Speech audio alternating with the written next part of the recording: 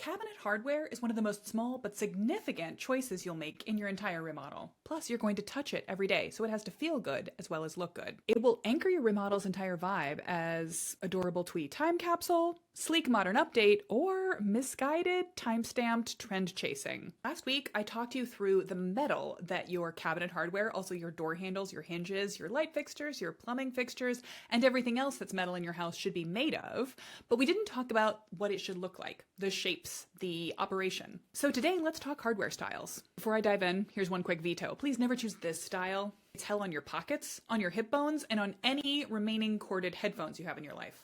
RIP. Just say no, my friend. Hardware is going to be one more place where just because the internet calls it mid-century on a sales page, that does not mean you should take their word for it. As an architect who specializes in mid-century style updates for mid-century era homes, I have seen it all. From the weird 80s remodel that tries to turn a ranch into a Victorian villa, to a bad 2010s farmhouse flip, to someone just going full-on hashtag mid-century a few years ago. And hardware is one of the most common places for that to really show.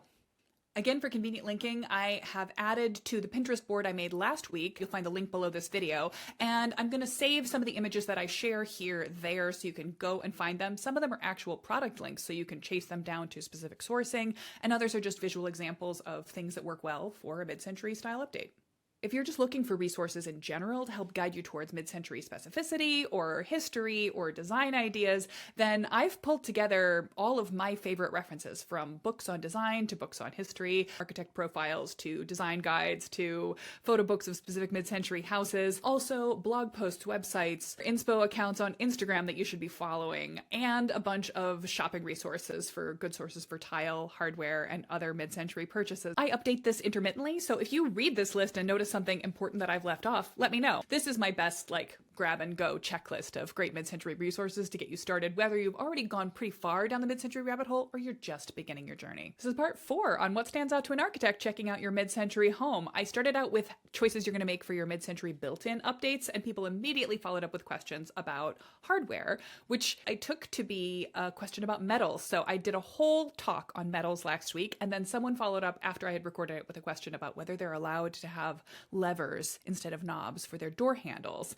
And I realized I hadn't addressed it. Turns out I actually had an entire further YouTube video to put together on the topic. So today we're going to talk about all things handle operation, shape, and type. This means if you've got questions that I'm not covering in one of these videos, or just other questions about the details that make up a mid-century home, ask them in the YouTube comments. I'm paying attention, and I will use them to generate the next couple of videos. Let's start with the hardware for your actual doors.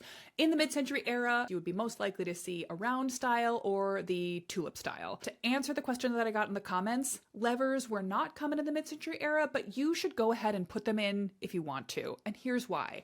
There were a lot of things to love about the style of the mid-century era, and we obviously are here right now today because we love it. But there were also things not to love about the mid-century era. So I'm fully willing to throw knobs out with the bathwater. Go ahead and treat yourself to levers. I do not believe in period correctness over accessibility. And this is actually something that's important for all of us, whether we have a grip strength issue or any other accessibility issue right now or not, because many of my clients, even those younger than myself, are thinking long-term about their mid-century homes. And I love this for them. They want to plan a house that they can stay in until the end of their life, or for very much as long as possible. So designing for aging in place means planning for accessibility issues you do not yet have, and you could also be doing a favor for a future loved one or for yourself in the next few years if you've got a short-term injury. For that matter, I put levers onto my exterior doors when I updated my house, and I am grateful for them every time I come in with my arms full of grocery bags. So this is not a place where we need to be purists about mid-century design. If you find yourself in the position of needing to replace all the doors in your house, and of course I only recommend this in the case of replacing them. If the previous owner of your house came through and changed every door in the house to fake 6-panel shakers with brushed nickel hardware, then why, by the way, is the previous owner of your house always like a cartoon villain level nemesis once you find yourself in love with mid-century details? This seems to be the case. Anyway, while I'm on the subject of metal finishes, allow me to issue a retraction. In the last video, linked here, when I was talking about proper metal finishes for house, I said it's not possible to get an unanodized brass finish anymore, which is what would have been common in mid-century houses. That's the kind that's going to develop a patina over time, and it's what we're all sort of looking for, the actual actual experience of aging. These days, a brass that you purchase is going to be an anodized finish. It's got a metal coating on it that should never change. But I'm incorrect, because Rejuvenation, hardware supply company that has a lot of correct choices. Not everything they have is mid-century, but they have a lot of correct choices for mid-century houses, has actually started selling an unlacquered brass. I believe they're calling it heritage brass, and they've got some images. Here's an example of how over the years it will develop a patina. So it'll go in looking pretty new and shiny, but it will develop that mid-century patina over time. Super cool. It's not available in every one of their hardware shapes, but it's available in some, so if that's really important to you, that might dictate some of the shape choices that you make. That's a pretty good segue, so let's switch over to talking about the door handles and drawer pulls for your replacement built-ins in a mid-century update. So while we're categorizing, all of the following are possible. You can have knobs, you can have pulls, both of which might match each other or be coordinating. More modernist options are the little lever catches that hit at the outer edge of a cabinet door. These can work more in the sort of timeless modern update variety, although they're not as accessibility friendly as they might be. Again, as I said at the top, this is the style that I recommend. In fact, I beg you never to pick for the sake of your friends, your hip bones, your pockets that you will get caught on them, and anything else. It's endlessly popular, available from every supply company, and it is my very least favorite type of hardware. So just as with the door handles versus levers, there's some time to be spent here thinking about accessibility friendly choices. This is a great place to just go to the ADA and pull a couple of basic regulations. Now, of course, the ADA, the Americans with Disabilities Act, as it governs buildings, does not cover residential design. It's meant to be protecting people's rights in public spaces, but its set of guidelines are a useful metric to use when you're making choices for accessibility friendly design in your own home. There's really no reason not to make an accessible choice when you're planning for a remodel. It's a simple substitution that will often cost you no more at the time of making it right now while you're doing a renovation, but will cost you time, money, and effort if you need to replace for it later. That design I hate with the overhanging edges that snag on everything is actually prescribed as a bad idea in the ADA. That's number one. It also recommends that you choose hardware that has a 3/4 inch gap that you can stick your fingers in and pull out of. That's also 20 millimeters, depending on where you're sourcing. Are you sourcing from Europe or from the US? And similarly, you're not recommended to choose pulls with less than a 3-inch gap between the two supports. Then the fourth recommendation is that cup pulls, edge pulls, and anything you have to hook a finger on to pull is not recommended for any user with neuropathy or other grip strength issues in their fingers. Let's look at a couple options that are really cute, and you can see them showing up in vintage kitchens like this, and then they're still available in modern reproduction today. This dish style has been in production for a long time. It shows up in vintage kitchens, and with a backer plate, it can get really to the cutesy twee style. Without the backer plate, it's minimalist and charming, and relatively easy to get a finger hooked around from any direction. This boomerang or chevron style is one of my favorite ones to draw into sketches for clients, not necessarily telling them that they should choose this exact one, but they should go for something a little bit more vintage with a little bit more personality and pizzazz, but also just a simple bow arch also can work for mid-century accuracy, and you'll find it in many kitchens.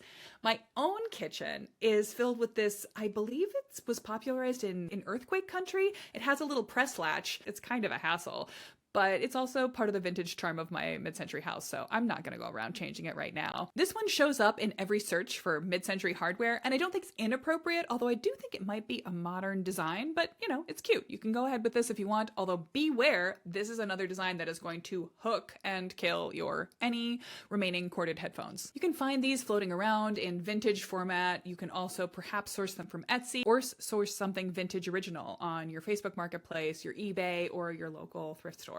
The last category of hardware I want to talk to you about today is hinges, and this is going to relate directly to the content from our first video on cabinet door styles and types, because whether you have a full overlay door, a partial overlay door, or an inset door absolutely will affect the type of hinge hardware that you're using. Common hinge choice in an original USA basic builder grade kitchen, bath, any kind of built-in is the partial overlay door operated with a semi-concealed hinge. It looks like this, and you can see that half of the hinge is exposed. The plate that is attached to the faceplate of the door shows with an exposed barrel, but then the other part behind the operating door is concealed by the door. If you have full overlay doors, you won't see your hinges, so they will just be invisible to you, and in that case, they'll either be a European-style cup hinge or the slightly more common in America, Youngdale hinge.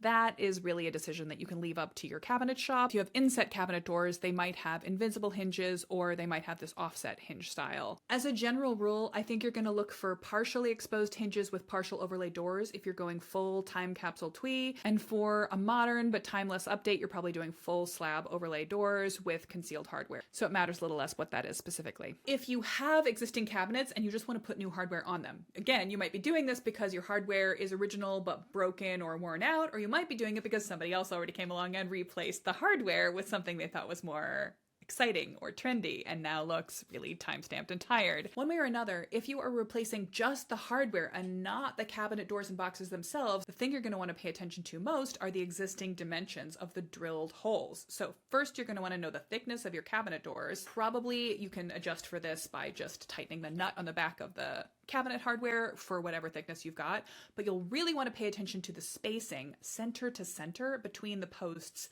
of existing cabinet door pulls. Mid-century pulls usually come in a 3-inch or a 4-inch spacing, but you want to take a measuring tape to your own house and be sure what you're dealing with before you start sourcing options. One way or another, try not to choose something that's smaller than the hardware that was there before, because you may find that there are fade or wear lines that you would like to conceal with a little bit more coverage than was there in the first place.